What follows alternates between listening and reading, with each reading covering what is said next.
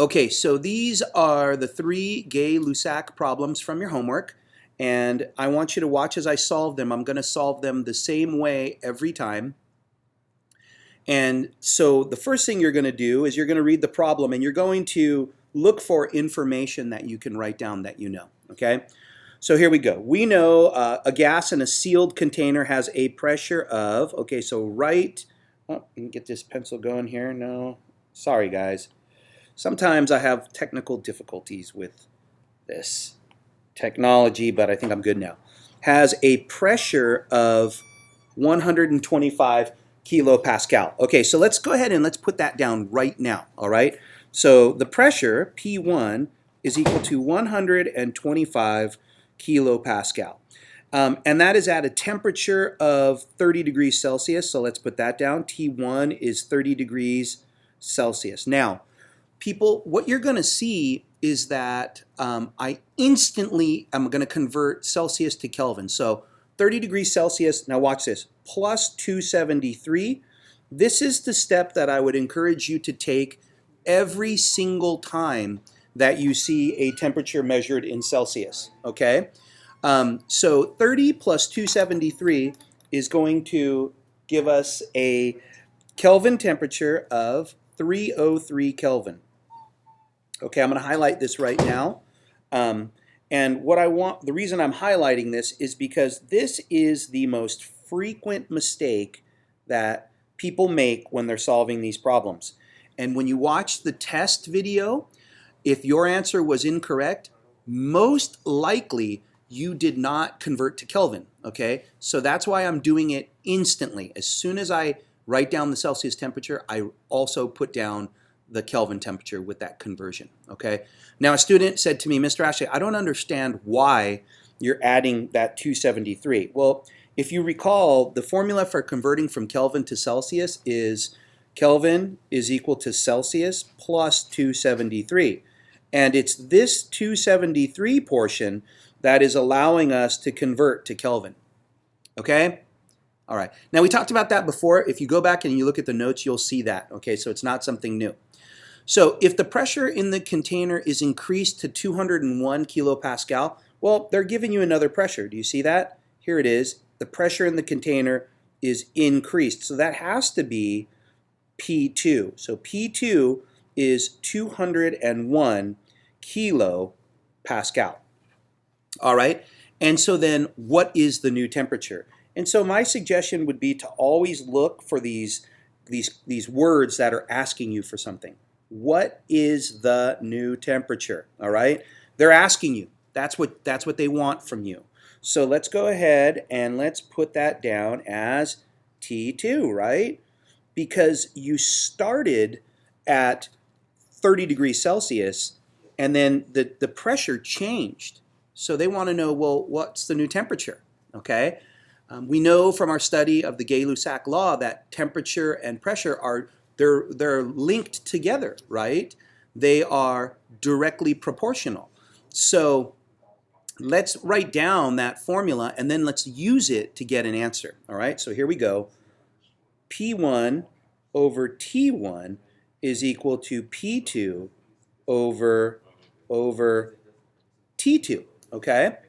All right, so there we go. Now what we're going to do is we're just going to plug in these values and we're going to do some good old-fashioned algebra.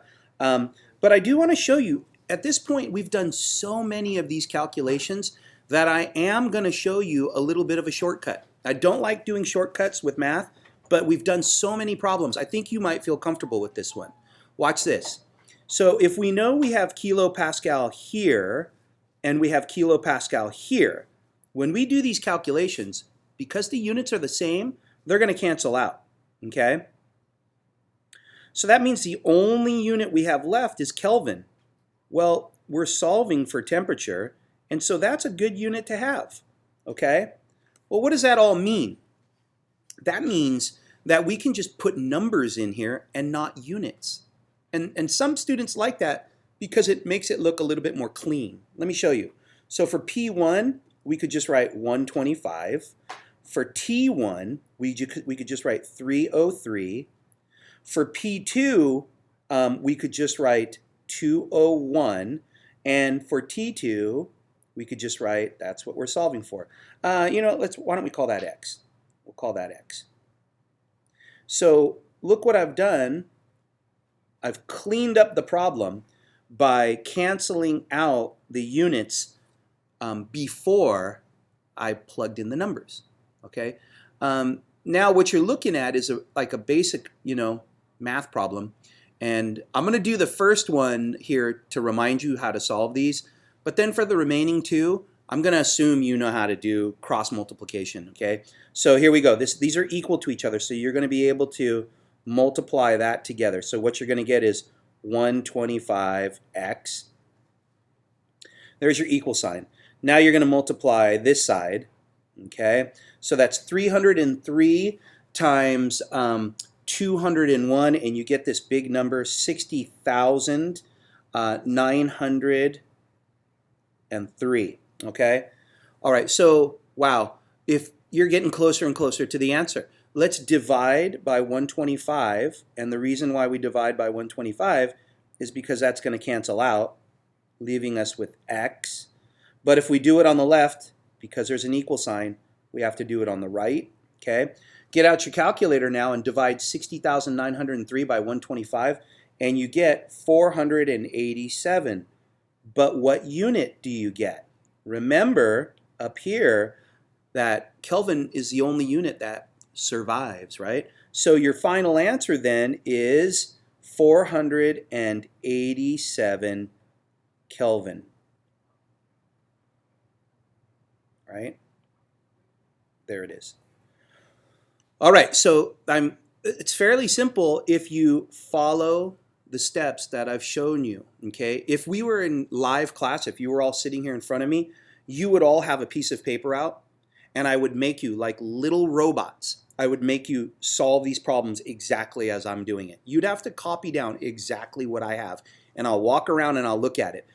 Then what we'll do is I would give you problems to do, and then you'd come up and show me that they look exactly like mine.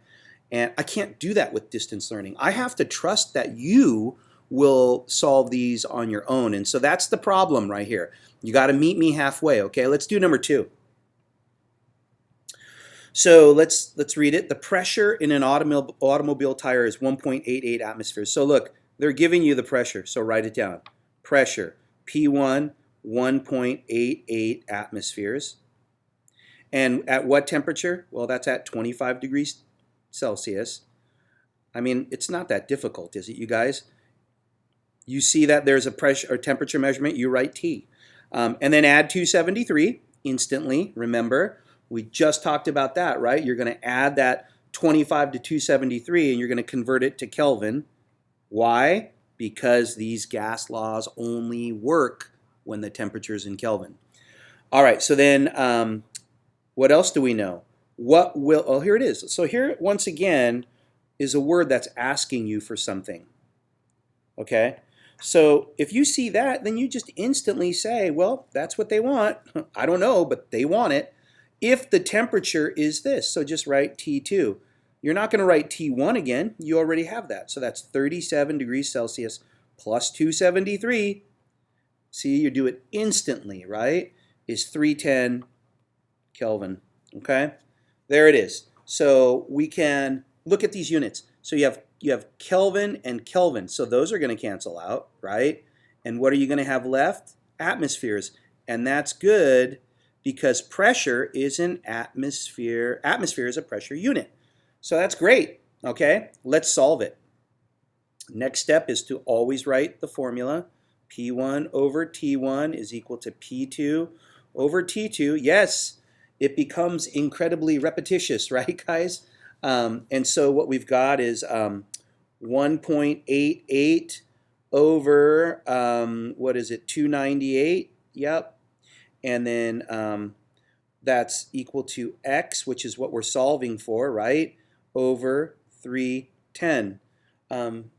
Follow where those numbers come from, and you'll see how this matches. Okay, so guys, you have a very simple math problem now. And like I said before, my assumption is that you know how to do cross multiplication and division now. And so the answer to that is 1.96. but what unit? Okay, in science, you always have to give a unit for a number. Okay, so let's look back. Well, we're solving for this, and the unit must be atmospheres. Okay, so 1.96 atmospheres. There's your answer. Okay, all right. Now, I have to say there are very many of you who did these problems in your homework. You got them all right, so good job. Keep it up. All right, so now let's move on to number 3. If a gas sample has a pressure of 30 okay, there it is, look, pressure, right, is equal to 30.7 kilopascal at a temperature of 0 degrees Celsius. There we go. By how much does the temperature have to decrease to lower the pressure? So that's P2, right? You're lowering the pressure to 28.4 kilopascal. And so you must be solving for T2 then, right? So that's P1, that's T1. Okay. All right, so this problem is similar to the one that I did in the lecture that is throws a little bit of a curveball at you. And what the curveball is here. It says, by how much does the temperature have to decrease? Okay, that's what they want. They want to know how much did the temperature drop to get to this new pressure. And I know that may seem a little confusing to you, so let me give you an analogy. Okay, if you went out on a Friday night and you came home and you had $40 in your pocket and you knew that you spent money, there's no way that you know how much money you spent unless you know how much you started with, right? So if you were going to go out on Friday night and I said, hey, come on up here, here's $100, have fun, and you came home and there was $40 in your pocket, by how many dollars did that decrease? You'd say, well, I take 100 and I subtract 40 and I get 60. I spent 60 bucks. But the only way you could do that is if you knew where you started and where you ended. You understand? In this problem, you don't know what your ending temperature is. You see that? You don't know what T2 is. So we have to find it. And then we can figure out the difference and you can get the answer. Okay, so here we go. We already wrote down what we know. So every time, okay, so here we go. Hold on, here we go. All right, here we go. P1 over T1 is equal to P2 over T2, okay? So P1 is, now you just plug in the numbers, everybody, 30.7. Oh, and look, that's gone. Your answer's in Kelvin.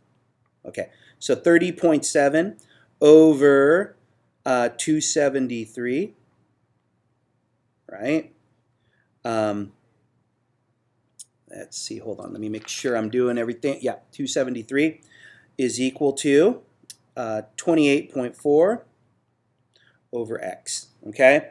All right, so once again, I'm going to assume that you know how to do this, right? This whole game.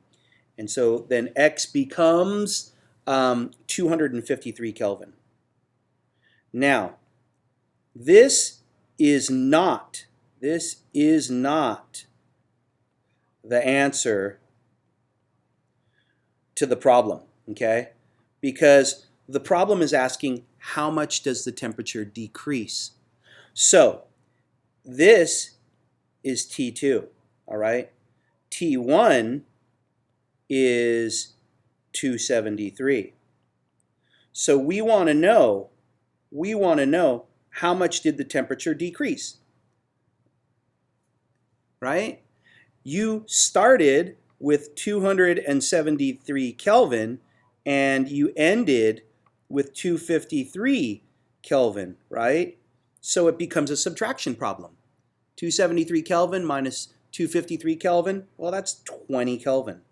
Now this is your final answer. Let's go back and look at the question, right? By how much does the temperature have to decrease? The answer, it has to decrease by 20 Kelvin. Okay, now if you go back to YouTube and you look at the lecture that I did on the intro to the Gay-Lussac Law, you're going to see the same type of problem solved again. So you will have the ability to go back and check it and to do the work. Okay, guys?